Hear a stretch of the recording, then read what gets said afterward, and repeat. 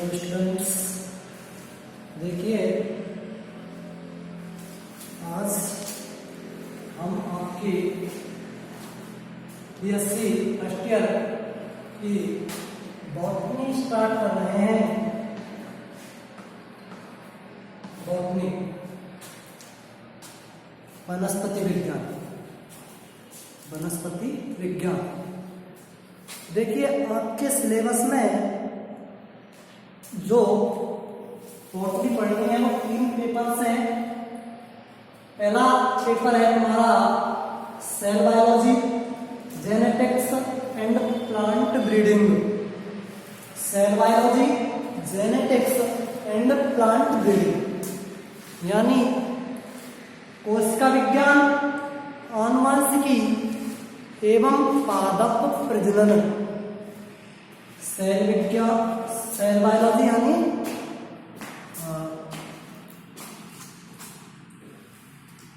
कोशिका विज्ञान, जेनेटिक्स यानी आनुवंशिकी और प्लांट ब्रीडिंग यानी पादप प्रजनन। इसके बाद दूसरा पेपर है तुम्हारा algae, lichen and bryophyta. Algae, lichen and bryophyta यानी सेवा एवं ब्रायोफाइटा। इसके बाद थर्ड पेपर है तुम्हारा microbiology, mycology and plant pathology. Microbiology, mycology and plant pathology यानी सूक्ष्मजीवी, कवक विज्ञान एवं पादप रोग विज्ञान। माइक्रोबायोलॉजी क्या कहते हैं? सूक्ष्मजीवी, माइकोलॉजी को कवक विज्ञान और प्लांट पैथोलॉजी को पादप रोग विज्ञान। तो ये 3 पेपर पढ़ने हैं तुम्हें और हम आज पहला पेपर स्टार्ट कर रहे हैं हमारा cell biology, genetics and plant breeding. सबसे पहला हम चैप्टर स्टार्ट करेंगे सेल बायोलॉजी में। देखिए सेल बायोलॉजी या कोशिका विज्ञान है, ये तुम्हारी जूलॉजी में भी चलती है, जूलॉजी में भी चलती है और मेरे ख्याल से जूलॉजी में सेल बायोलॉजी स्टार्ट हो चुकी है। वहाँ सर ने सेल बायोलॉजी के बारे में, सेल के बारे में काफ़ी कुछ बता दिया है, जैसे कोशिका क्या है, और ये बचपन से पढ़ते आ रहे हैं, लगभग 7वीं 8वीं क्लास से कोशिका के बारे में पढ़ते आ रहे हैं। तो मैं कोशिका के बारे में इतना कुछ डिटेल से नहीं बता रहा कि कोशिका क्या है, कोशिका प्रकार कौन कौन से, जैसे यूकैरियोटिक कोशिका, प्रोकैरियोटिक कोशिका, फिर यूकैरियोटिक कोशिका 2 प्रकार की हो जाएगी, पादप कोशिका, जंतु कोशिका, इनके बारे में मैं नहीं बता रहा। कोशिका सिद्धांत वगैरह ये सारे जूलॉजी में है, वहाँ से पढ़ लिए होंगे और अपन को ये पढ़ने भी नहीं है। बॉटनी में मैं सबसे पहले जो स्टार्ट कर रहा हूँ वो हमें कोशिका के सभी अंग पढ़ने हैं कि कोशिका में कौन कौन से अंग हैं, पादप कोशिकाओं में, उनके बारे में हमें डिटेल से पढ़ना है। क्वेश्चन में जैसे आया तो एक बड़ा क्वेश्चन बन जाता है इस पर, कोई सा भी कोशिका उठा के दे दिया कि इसकी संरचना समझाइए और कार्य समझाइए। जैसे मान लो सेल मेम्ब्रेन ले ली, कोशिका, सेल मेम्ब्रेन मीन्स कोशिका कला या कोशिका झिल्ली, कि भाई संरचना समझाइए और इसके कार्य बताइए। या मान लो दे दिया क्वेश्चन कि कोशिका भित्ति की संरचना व कार्य समझाइए, या मान लो न्यूक्लियस दे दिया यानी केंद्रक, कोई सा भी कोशिका हम दे सकते हैं और उसके बारे में डिटेल से पूछ लिया। तो हम स्टार्ट यहीं से करें, हम ये नहीं देख रहे कि कोशिका क्या है, कोशिका कितने प्रकार की, वो सारे जूलॉजी में तुमने पढ़ लिए। अपन स्टार्ट कर रहे हैं सेल वॉल से। पहला चैप्टर है cell wall. Cell wall means कोशिका भित्ति।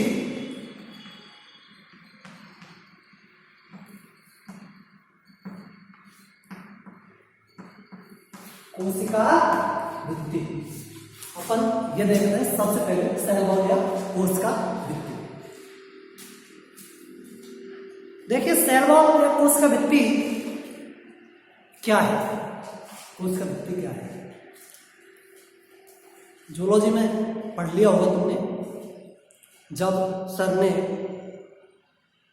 जंतु कोशिका और पादप कोशिकाओं में जो अंतर बताया होगा, उसमें सबसे प्रमुख अंतर है यही कि जंतु कोशिकाओं में कोशिका भित्ति नहीं पाई जाती, जबकि पादप कोशिकाओं में बैंड डेवलप यानी बहुत ही विकसित प्रकार की कोशिका भित्ति पाई जाती है। कोशिका भित्ति पाई जाती है किनमें? पादप कोशिकाओं में। अच्छा, पादप कोशिकाओं में क्या मिलेगी? कोशिका भित्ति, और ये हमें यहाँ पढ़नी है। तो सबसे पहले तो ये देखना है कि कोशिका भित्ति की खोज किसने की? क्या? कोशिका भित्ति की खोज किसने की? तो ये देख लेना, कोशिका भित्ति के बारे में सर्वप्रथम किसने बताया? कोशिका भित्ति के बारे में सर्वप्रथम जो बताया वो थे रॉबर्ट।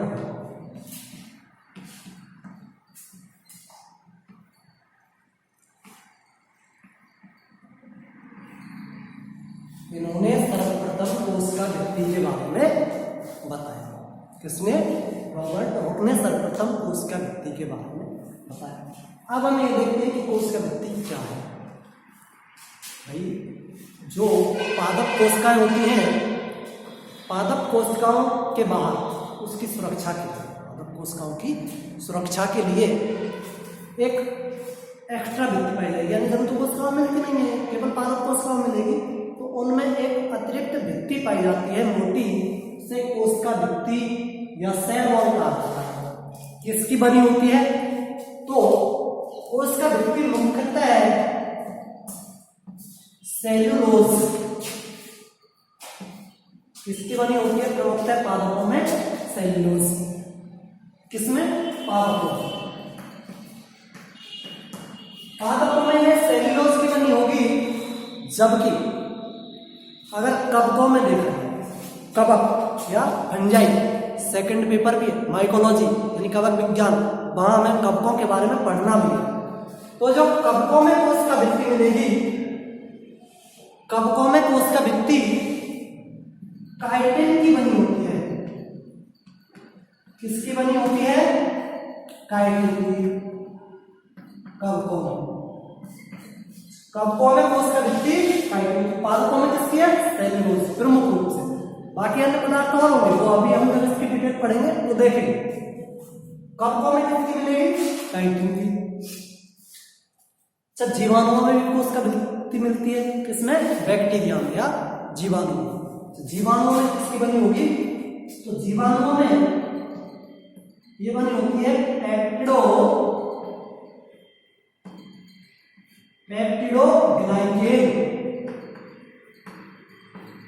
पेप्टिडोग्लाइकेन किसमें? जीवाणु या जीवाणुओं को प्यार से इंग्लिश में क्या कहते हैं? बैक्टीरिया। कवक को फंजाई, पादपों को प्लांट बोलते हैं। तो जीवाणुओं में किसकी बनी होगी कोशिका भित्ति? पेप्टिडोग्लाइकेन की।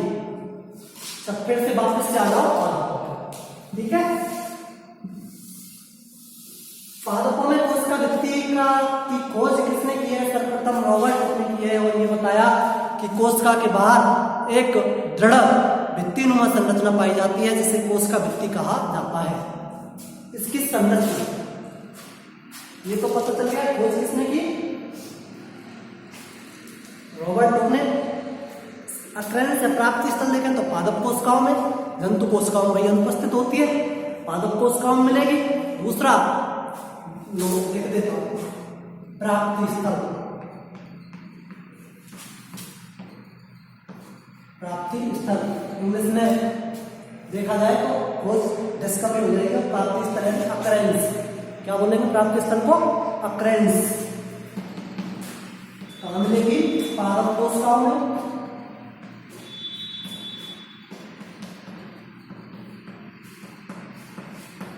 प्लांट सेल में, कवकों में भी मिलेगी और जीवाणुओं में भी मिलेगी। कवकों में और जीवाणु होते हैं। ये अभी तुम्हें बताया ही है। पादप कोशिकाओं में सेलुलोज से निर्मित, कवकों में काइटिन से निर्मित, जीवाणुओं में पेप्टिडोग्लाइकेन से निर्मित, जंतु कोशिकाओं में अनुपस्थित होती है। इसके बाद इसकी संरचना खोज देख ली, प्राप्ति देख ली, इसके बाद हम इसकी देखते हैं संरचना। पादप कोशिका भित्ति की संरचना यानी स्ट्रक्चर। क्या स्ट्रक्चर, संरचना कैसी होगी इसकी?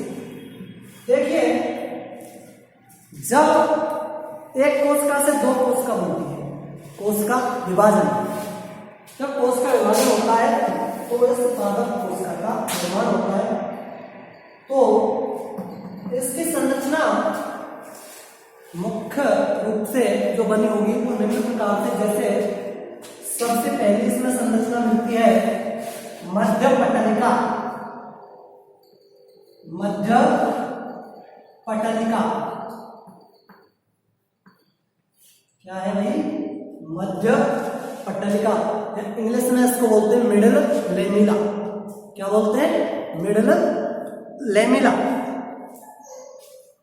जब एक कोशिका से दो कोशिका बनती है, यानी ये मान लो एक कोई सेल है, इसका विभाजन हुआ तो दोनों कोशिका, एक कोशिका ये बनी, एक कोशिका ये बनी, तो इन कोशिकाओं की जो ये भित्ति है मध्य में, यहाँ क्या होगा? कैल्शियम और मैग्नीशियम पैक्टेट। क्या? कैल्शियम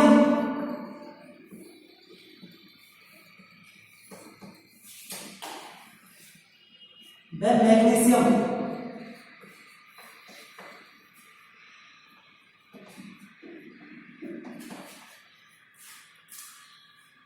पैक्टेट,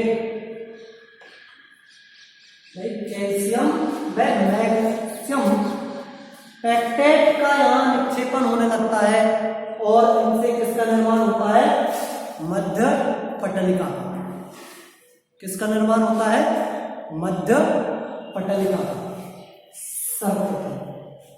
तो ध्यान रखना, मध्य पटलिका किससे बनकर बनी है? कैल्शियम व मैग्नीशियम पैक्टेट या पैक्टेट। ठीक है, ये मध्य पटलिका का निर्माण हो गया। इसके बाद इसमें दूसरी संरचना, कोशिका भित्ति की अगली संरचना क्या है? पहले तो क्या है? मध्य पटलिका। अगली क्या है? प्राथमिक भित्ति। प्राथमिक भित्ति। अच्छा, प्राथमिक भित्ति ये कैसे बनेगी? जो मध्य पटलिका बनी है इसकी कैल्शियम में मैग्नीशियम पैक्टेट की या पैक्टिन की, इस पैक्टिन या कैल्शियम में मैग्नीशियम पैक्टेट या पैक्टिन के ऊपर सेलुलोज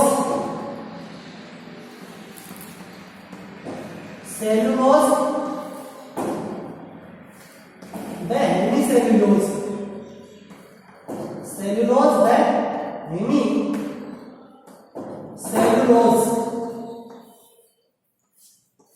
का निक्षेपण होने लगता है। निक्षेपण का मतलब जमा, यानी जैसे ये कोशिका, ये दो कोशिका सबसे पहले मिडिल लेमिना बनी, इस मिडिल लेमिना के दो कोशिकाओं से इन दोनों कोशिकाओं से यहाँ स्रावन होने लगा। किसका? ये इस भित्ति पे और अंदर की तरफ स्रावन हुआ। किसका?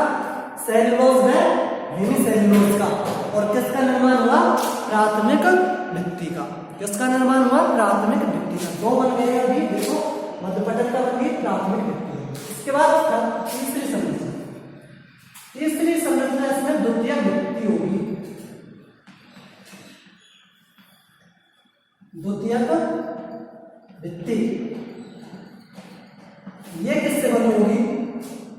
देखिए, द्वितीयक भित्ति बनते टाइम सेलुलोज का स्रावन होगा। एक तो सेलुलोज का निर्माण होगा, एक तो सेलुलोज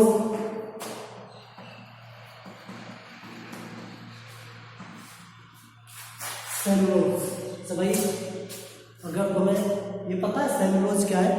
नहीं पता तो बता ही देता हूँ। सेल्यूलोज एक प्रकार की शर्करा है। सेल्यूलोज क्या है? एक प्रकार की शर्करा या शुगर। ये सेल्यूलोज का जवाब होगा इसके साथ अन्य पदार्थों जैसे लिग्निन, सुबेरिन,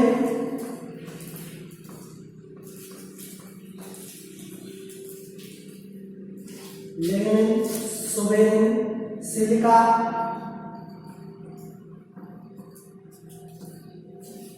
आदि अनेक पदार्थ सेल्यूलोज के साथ साथ लिग्निन, सुबेरिन, सिलिका आदि पदार्थ इस प्राथमिक भित्ति पर जमने स्टार्ट होते हैं, उनका निक्षेपण होता है और इसका निर्माण होता है द्वितीयक भित्ति का।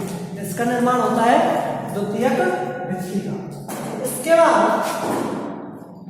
कुछ और पादपों में एक कई ये जरूरी नहीं कि सभी पादपों में, लेकिन कुछ पादपों में तृतीय भित्ति का निक्षेपण भी इसके ऊपर हो जाता है।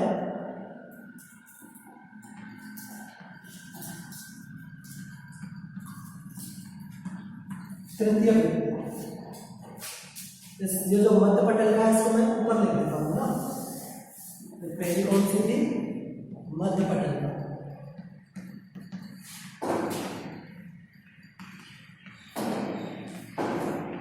उसका भित्ति की संरचना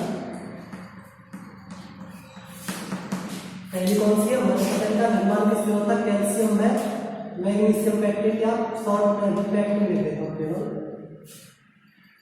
पैक्टेट या कैल्शियम में मैग्नीशियम पैक्टेट, कैल्शियम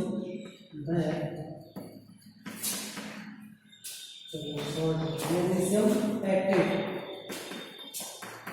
कैल्शियम में मैग्नीशियम पैक्टेट से प्राथमिक मध्य पटल का मिडिल मैगना प्राथमिक भित्ति या प्राइमरी वॉल किससे बन गया? सेल्यूलोज है। सेल्यूलोज से उसके बाद द्वितीय भित्ति सेल्यूलोज, लिग्निन, सुबेरिन, सिलिका आदि पदार्थों का निक्षेपण मिलेगा प्राथमिक भित्ति पर, यानी बॉन्ड मिलेगा इस तरह से।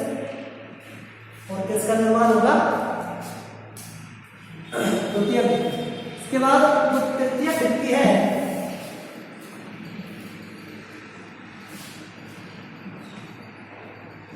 तृतीय भित्ति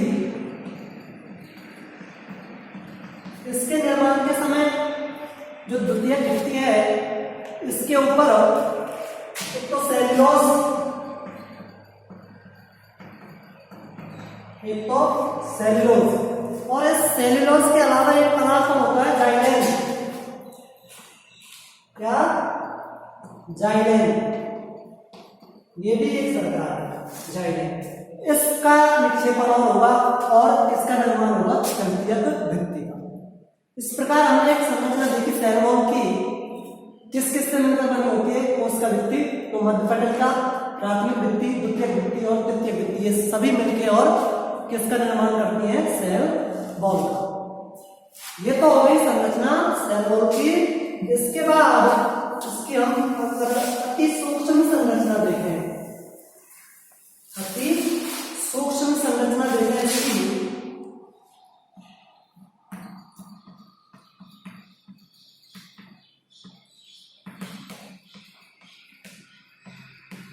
तो ये अति सूक्ष्म संरचना जब माइक्रोस्कोप से कोशिका भित्ति का अध्ययन किया गया तो मुख्य रूप से इसमें दो संरचनाएं दिखाई देती हैं।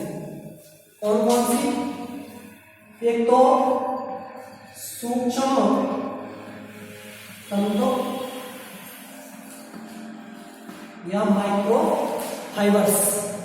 सूक्ष्म तंतु क्या? Micro fibres. और दूसरा मैट्रिक्स, मैट्रिक्स या आधात्री। ये दिखाई देते हैं किसी भी सेल वॉल की सूक्ष्म संरचना में। अभी जो मैट्रिक्स है इसका निर्माण तो होता है जल, सेल्यूलोज, हेमिसेल्यूलोज आदि पदार्थ मिलकर के और किसका निर्माण करते हैं? मैट्रिक्स का निर्माण करते हैं।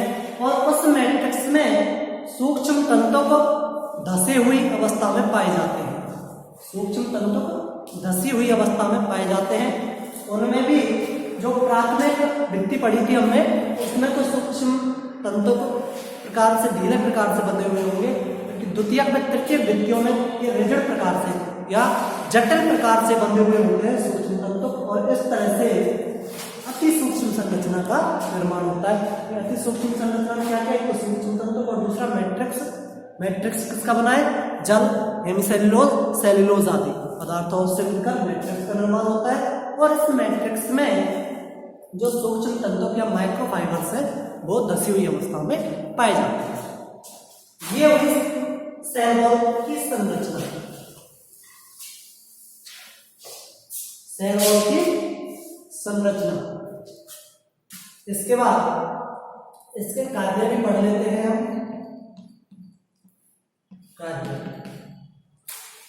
कार्य क्या क्या है इसके? तो देखिए, सबसे पहले तो ये कोशिका को दृढ़ता प्रदान करती है। कोशिका को दृढ़ता यानी कठोरता, दृढ़ता प्रदान करती है।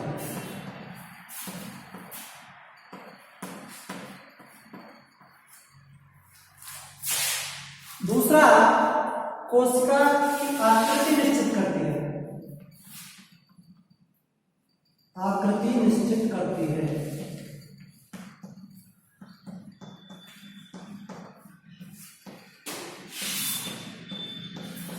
किसकी? कोशिका।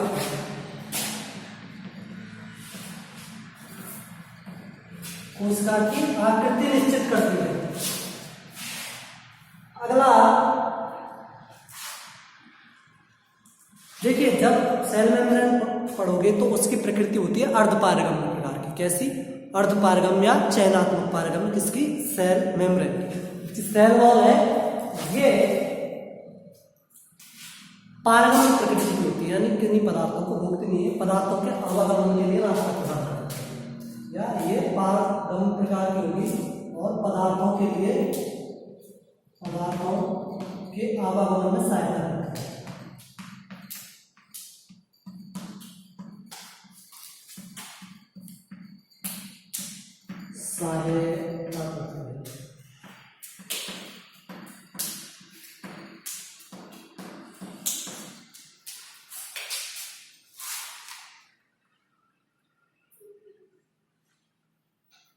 अगला, इसकी जो प्रकृति है वो कोलाइडल प्रकार की होती है। इसकी प्रकृति या कोशिका की भित्ति की प्रकृति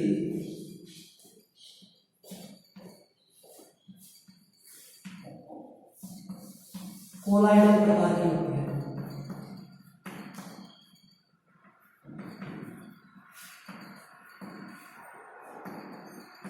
कोलाइडल प्रकृति होती है इसकी।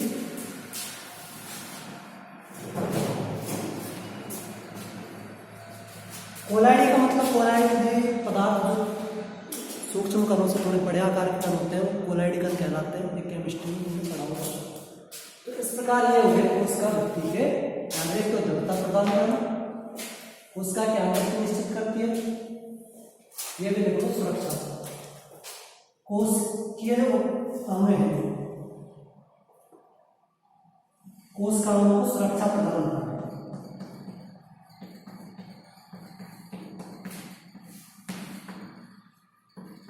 को सुरक्षा प्रदान करना, कोशिकाओं को सुरक्षा प्रदान। ये हो गए कोशिका भित्ति के या सेल वॉल के कार्य। तो ये सेल वॉल यहाँ कंप्लीट होती है। आज हमने क्या क्या पढ़ा है? तो सेल वॉल खोज किसने की? किसने?